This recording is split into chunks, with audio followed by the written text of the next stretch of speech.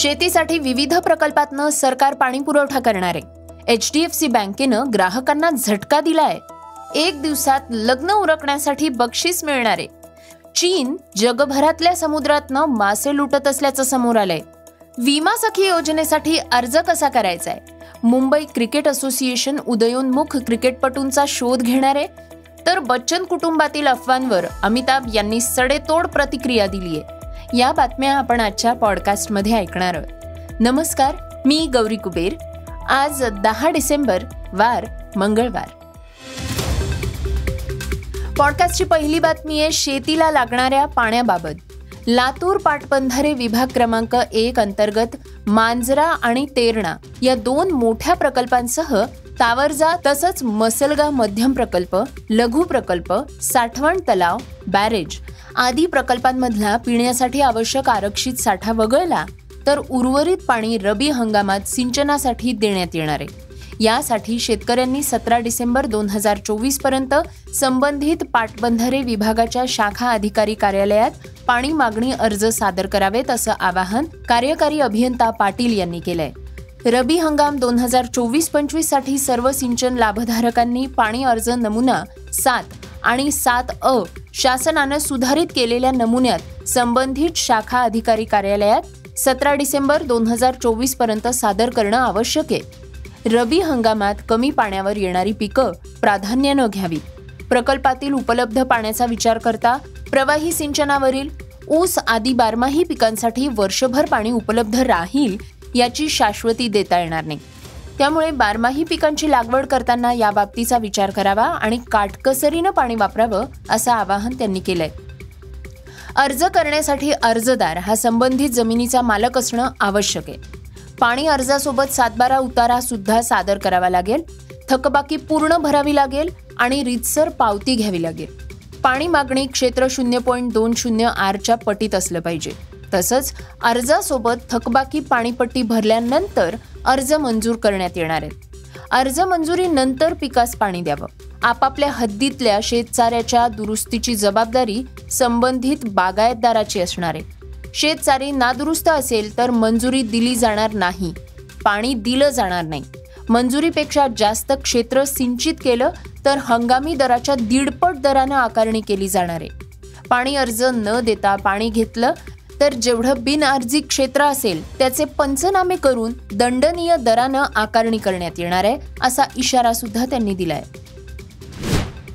पॉडकास्टची दुसरी बातमी आहे HDFC बँकेनं ग्राहकांना दिलेल्या झटक्याची। देशातली सगळ्यात मोठी खासगी क्षेत्रातली बँक HDFCनं वर्ष संपण्यापूर्वीच आपल्या ग्राहकांना मोठा धक्का दिलाय। बँकेनं विशिष्ट मुदतीच्या कर्जावर कर्ज घेण्यासाठी marginal cost of fund based lending rate म्हणजेच कर्ज दरात 0.05% वाढ केली आहे। हे नवीन दर 7 डिसेंबर 2024 पासून लागूही झाले आहेत।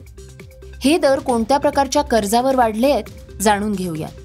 HDFC बँकेनं marginal cost of fund based lending rate हे दर फक्त रात्रीच्या कालावधीत वाढवले आहेत। पूर्वी रात्रभर marginal cost of fund based lending rate हा 9.15% होता, आता तो 9.20% करण्यात आलेला आहे। बँकेच्या marginal cost of fund based lending रेटमध्ये सुधारणा केल्यामुळे तुमचं गृहकर्ज, वैयक्तिक कर्ज आणि वाहन कर्जासह सर्व प्रकारच्या फ्लोटिंग कर्जांच्या EMI वर परिणाम होत असतो। Marginal cost of fund based lending rate वाढला तर तुमच्या कर्जावरलं व्याजही वाढतं आणि तुमचा EMI वाढतो। समजा तुम्हाला कर्ज घ्यायचं असेल तर आता पूर्वीपेक्षा 0.05% ते महाग असणार आहे। तर ज्यांच्याकडे आधीच कर्ज आहे त्यांचा EMI वाढणार आहे। मात्र बँकेनं हे दर एका रात्रीत वाढवले आहेत। पॉडकास्टची तिसरी बातमी ऐकूयात एका आगळ्या वेगळ्या लग्न कार्याची। आगरी कोळी समाज हा आपल्या आगळ्या वेगळ्या लग्न कार्यासाठी प्रसिद्ध आहे। 3 ते 4 दिवस चालणाऱ्या या कार्यक्रमांसाठी लाखो रुपयांचा अक्षरशः चुराडा केला जातो। प्रशस्त हॉल, जेवणावळ्या, दागदागिने, मंडप, सजावटीसाठी वारेमाप खर्च होत असतो। पण यावर तोडगा काढण्यासाठी सानपाडा इथली देवस्थान समिती पुढे आली आहे। आगरी कोळी समाजातील विवाह सोहळे हे 3 ते 4 दिवस असतात। लग्न म्हटलं की आगरी समाजात चहा पाणी, साखरपुडा, मेहंदी, हळदी आणि त्यानंतर लग्न कार्य असे अनेक विधी होतात.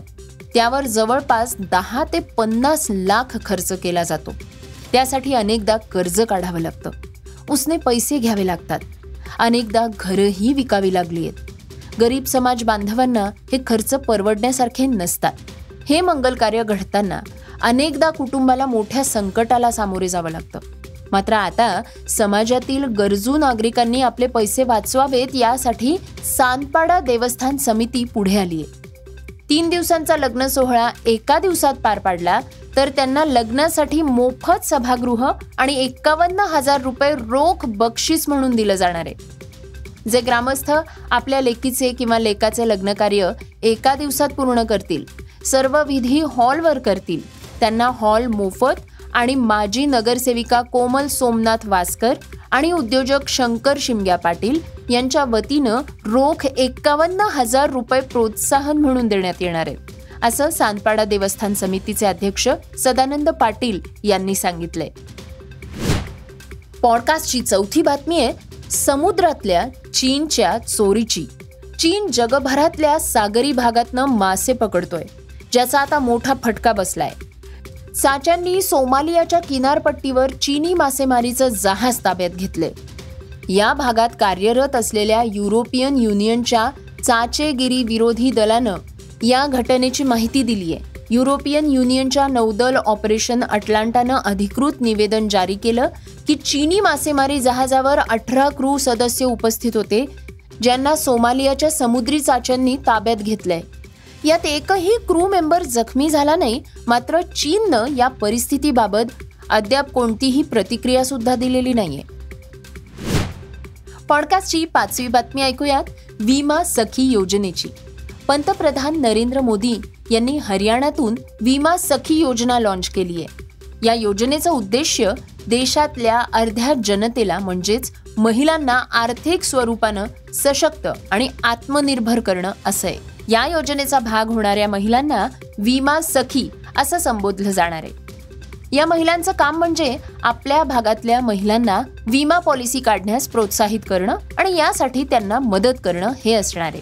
विमा सखी योजना ही LICची योजना आहे आणि याद्वारे इच्छुकांना सुरुवातीला 3 वर्ष ट्रेनिंग दिलं जाणार आहे. याद्वारे त्यांची वित्तीय समजही वाढवली जाणार आहे, तसंच त्यांना विम्याचं महत्त्व समजावून सांगण्याची पद्धत शिकवली जाणार आहे. या ट्रेनिंगच्या काळात या महिलांना मानधन देखील देण्यात येणार आहे. ट्रेनिंग नंतर या महिला LIC विमा एजंट्सच्या रूपात काम करू शकतील. यामध्ये BA पास असलेल्या महिलांना विकास अधिकारी म्हणजेच डेव्हलपमेंट अधिकारी बनण्याची संधी मिळू शकेल. विमा सखी योजनेशी संबंधित महिलांना 3 वर्षांच्या ट्रेनिंग दरम्यान 2 लाखांहून अधिक मानधन मिळणार आहे. यापैकी पहिल्या वर्षी 7,000 रुपये, दुसऱ्या वर्षी 6,000 रुपये आणि तिसऱ्या वर्षी 5,000 रुपये महिन्याला मानधन मिळणार आहे. यामध्ये बोनस किंवा कमिशनचा समावेश असणार नाहीये. पॉडकास्टची 6वी बातमी आहे क्रीडा विश्वातनं. वसई विरारमधल्या क्रिकेटमध्ये प्रावीण्य असलेल्या मुलांसाठी मुंबई क्रिकेट असोसिएशननं 13 ते 15 डिसेंबर दरम्यान शिबिराचं आयोजन केलंय. यामध्ये 13 डिसेंबरला विरार इथल्या साईनाथ स्पोर्ट्स क्लबच्या मैदानावर 14 वर्षांखालील, 14 डिसेंबरला 16 वर्षांखालील आणि 15 डिसेंबरला 19 वर्षाखालील वयोगटातील मुलांची निवड करण्यात येणार आहे. या निवड चाचणीमध्ये दहिसर ते विरारमधील मुलांची निवड करण्यात येणार आहे. या शिबिरामुळे दहिसर ते विरार दरम्यानच्या क्रिकेटपटूंना आपली प्रतिभा दाखवण्याची संधी मिळणार आहे. शिबिरासाठी सकाळी 8:30 वाजता हजर राहावं लागणार असल्याचं मुंबई क्रिकेट असोसिएशन तर्फे सांगण्यात आलंय. शेवटची बातमी ऐकूयात मनोरंजन विश्वातनं. बच्चन कुटुंबियांची. बॉलिवूडमध्ये सर्वाधिक चर्चेत राहणाऱ्या कुटुंबांपैकी एक म्हणजे बच्चन कुटुंबीय. गेल्या काही दिवसांपासून अभिषेक आणि ऐश्वर्या यांच्या नातेसंबंधांवर विविध अफवा पसरवल्या जात होत्या. घटस्फोट होणार का असा सवाल करणाऱ्या अफवांवर अखेर अमिताभ बच्चन यांनी आपल्या खास शैलीत उत्तर दिलंय. बिग बींनी त्यांच्या ब्लॉगवर लिहिलंय, मूर्ख आणि मंदबुद्धी लोकांची या जगात कमी नाहीये. हे लोक इतरांच्या वैयक्तिक आयुष्याबद्दल खोट्या बातम्या पसरवून स्वतःचं आयुष्य चालवत असतात. कुटुंब हा माझ्या आयुष्याचा खास भाग आहे. त्यावर खोट्या गोष्टींचं ओझं टाकण्याचा प्रयत्न होतो तेव्हा ते स्वीकारता येत नाही. अमिताभ यांच्या या विधानानं अशा अफवा पसरवणाऱ्यांना स्पष्ट संदेश दिलाय. हे होतं सकाळचं पॉडकास्ट. हे पॉडकास्ट तुम्हाला कसं वाटलं आम्हाला नक्की कळवा. याला रेटिंग द्या आणि इतरांना सुद्धा रेकमेंड करा. तर आपण आता उद्या पुन्हा भेटूयात. धन्यवाद. Script and research Vrushal Karmarkar.